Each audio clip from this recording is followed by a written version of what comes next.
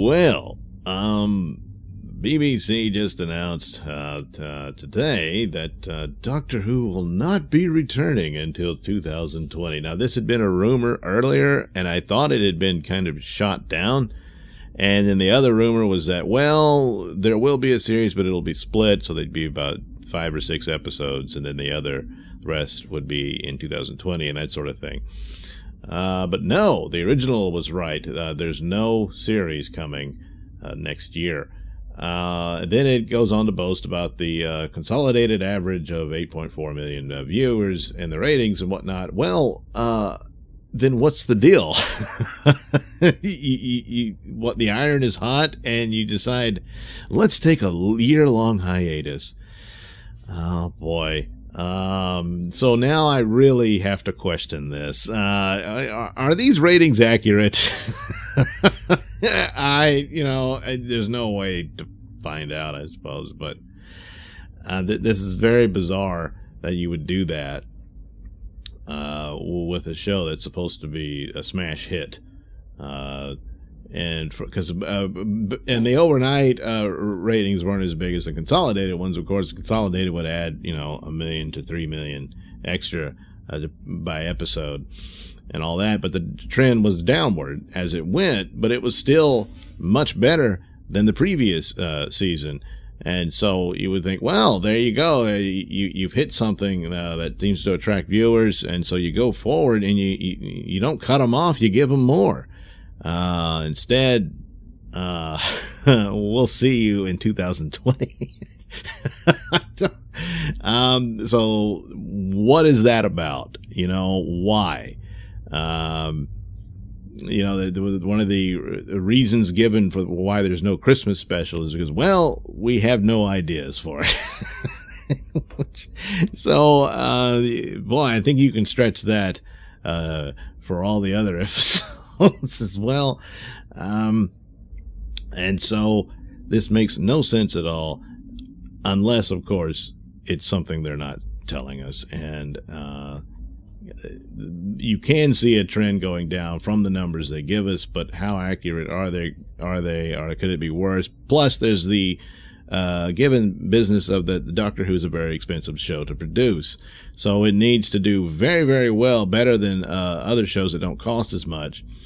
And to justify its existence, it's got to actually make money. You can't just rest on well, of course, in Britain they have the license fee that keeps pace for these shows are paid for at base pay already, but the expense of producing it strips that out to where the popularity of the show, the merchandising, all that has to do well to make it profitable, to justify spending the kind of money it takes to produce a Doctor Who show. Now, Doctor Who, over its history, has had shows where the production and the effects and were not all that great, but the story in and of itself had its own charm and gravitas to it that it didn't matter.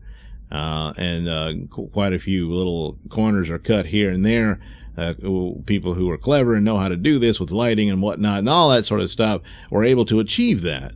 But when the story in and of itself is crap to begin with, it really doesn't matter. And it doesn't matter even if you have the budget. So there's really no excuse for there not to be a Doctor Who series in 2019. So something really stinks here.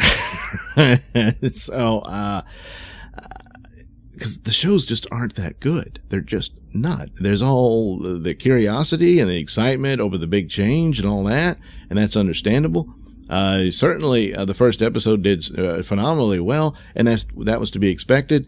I haven't seen the final one yet, because I'm here in the U.S. of A. And but as I'm recording this, rather, and I suspect it'll have a tick up in numbers, depending on how accurate they are. I don't know, but that's about it. And so if it's lower than that, if it's lower than what they expected, and it's not matching what they need for the production costs, then it fails. So I don't know, but I mean they did more episodes in the previous season, and the ratings were terrible. I'm at a loss to explain exactly what's going on here as to why this is happening. The other rumor was that Chibnall was not happy with the show despite his statement on this, but you know how that is. You can't really go by what the showrunner and the performers say, because they're obligated to promote the show no matter what. And I mean, here's recently there was an interview with Christopher Eccleston with, what was it, BBC Two radio or something? I forget, I'm not familiar with it, all that. But anyway, the subject about Doctor Who and what happened with his tenure there and how it ended so quickly. And the guy was saying, well, but you seemed so upbeat about it at the time. And here's that exchange. Well, you covered it very well, because I remember interviewing you when it was about to launch, and I knew I was leaving, and I kept my word. Exactly, but you appeared to be fantastically excited. Well, that was my job. Exactly. So up front, everything's happy-go-lucky. Behind the closed door, it's a funeral. It could be the situation. So the other rumor, besides Chibnall being upset or unhappy with things, is also that he wanted to leave, and that he would leave after Series 12, that he would give him one more and that would be it. And he admitted early on that he didn't even want the job, so that also gives some credence to this rumor. And that Jodie would leave with him. She didn't want to work with someone new.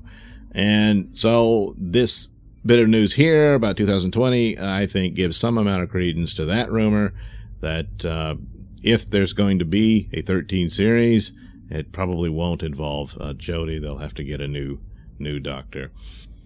So, boy, to take a year off when you're supposedly a smash hit, that's just, how do you argue that's smart? So something's got to be up. And that's just too bad for Doctor Who overall. Should have had better scripts. Should have had ideas, and it clearly didn't. And that's a shame. So there we go. We'll see what happens, of course, but it doesn't look good. Thank you for watching and listening. Say, while you're here, why not like and subscribe, and check out the link in the description below. That'll take you to my mini stores that have plenty of goodies for you.